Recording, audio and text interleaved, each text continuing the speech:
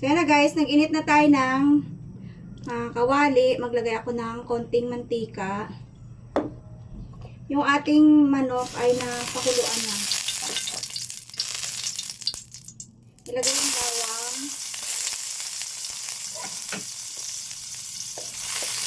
Busa-busa lang din yung ating bawang. Isunod na yung ating luya. Isunod na natin yung ating sibuyas. Busa lang din natin yung bawang, sibuyas at luya.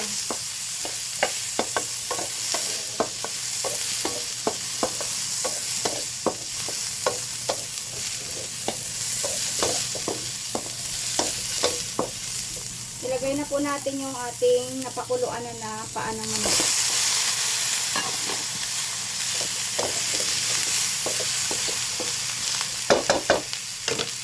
Lagyan natin ng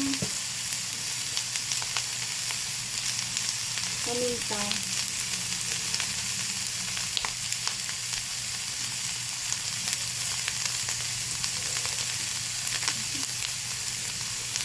Lagyan na natin guys.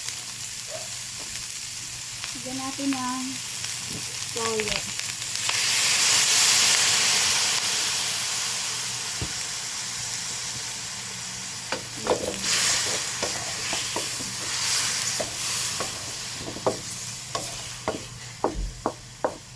Yan, nabisa na natin yung ating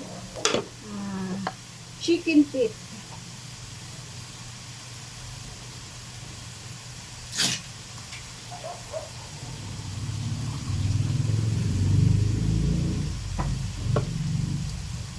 Lagyan natin ng kaunting tubig para lumambot yung ating manok.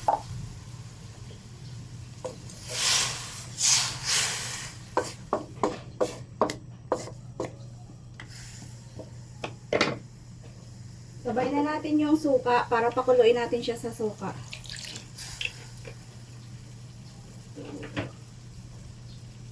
Maging sarap.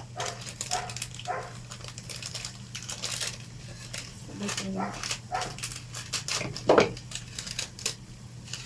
Maging sarap.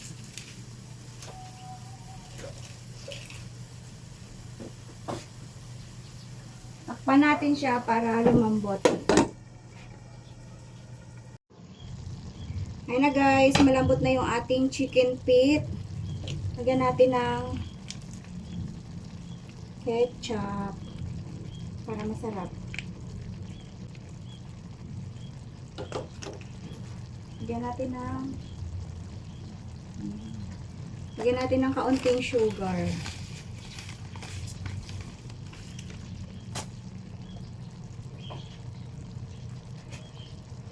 Haluin natin. Wow, ang sarap.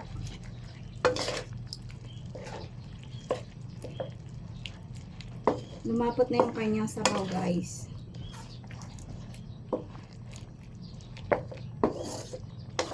Diba ang sarap?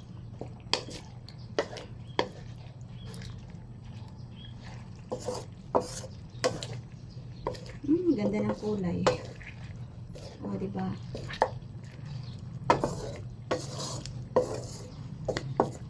Lambot na siya at masarap na yan. Pinakuluan ko muna yan guys bago natin lutuin para maalis yung dumi.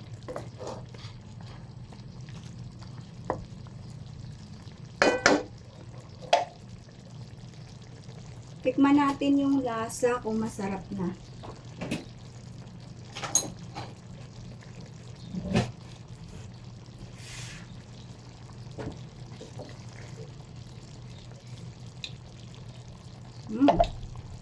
Sarap. Lagyan natin sugar konti. Para manamis-namis.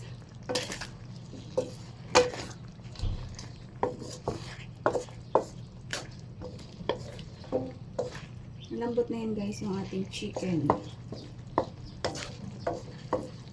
Masarap din yung may sabaw-sabaw ng konti.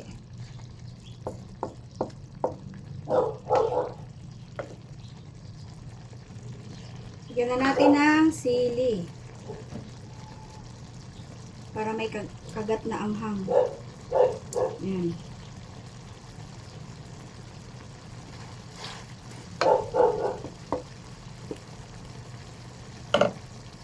natin. Yan na guys, yung ating chicken pit adobo.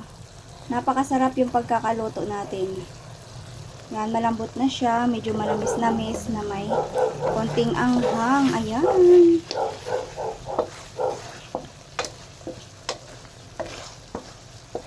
Yummy, yummy.